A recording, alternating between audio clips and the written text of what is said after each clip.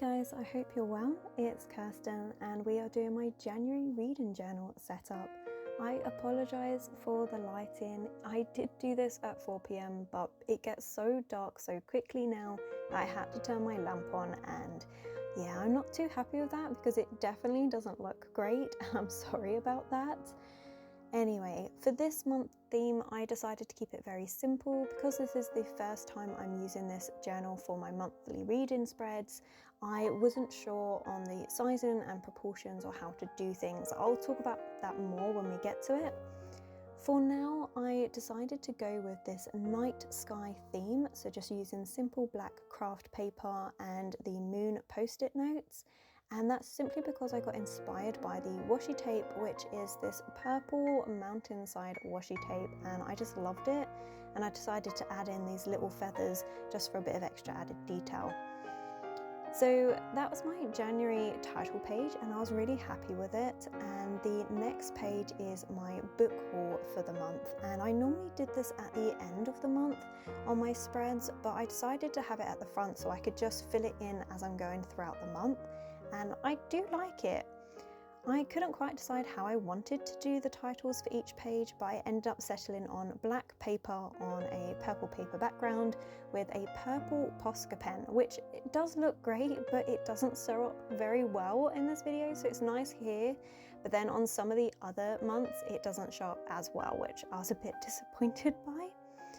And I normally had 2 spreads for the book haul, but I actually think that one page is wide enough that it'll be perfect.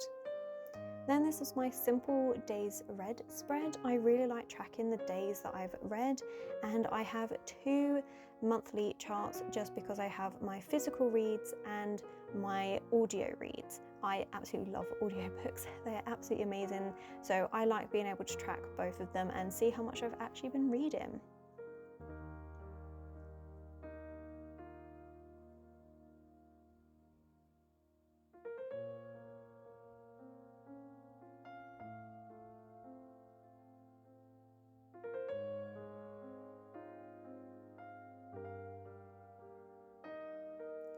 These next spreads are going to be my TBR. So for those of you that don't know, that's to be read for the month.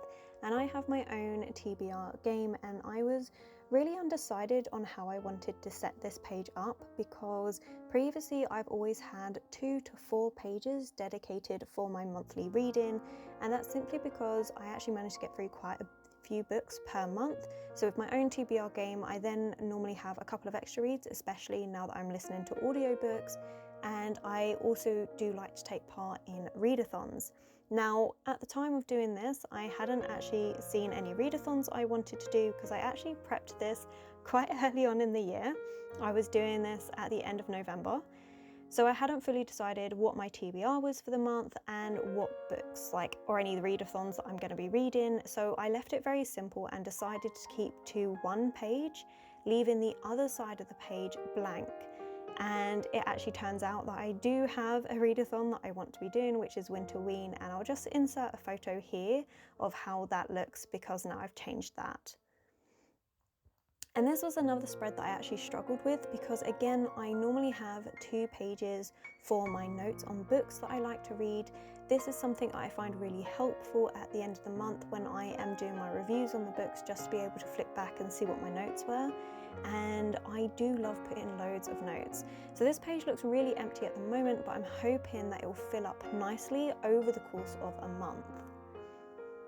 And then we just have my stats for the month. So we also have my quotes, book of the month, and reading stats for the month. And I actually got this layout idea from Journal with Chloe, who also has a booktube channel, which is Books with Chloe. And I just love her videos of her journaling and her booktube. I think it's really great. And I just love the way she does this at the end of each month. Again, I'm really pleased with the fact that I have so much more space to be able to write it down, but it's a bit daunting at the moment because it does look so empty on all of these spreads. So I'm using this month as a trial month to test out how much space I actually use up and how much more decoration and things that I can do on a page. So we'll see how it goes for this month.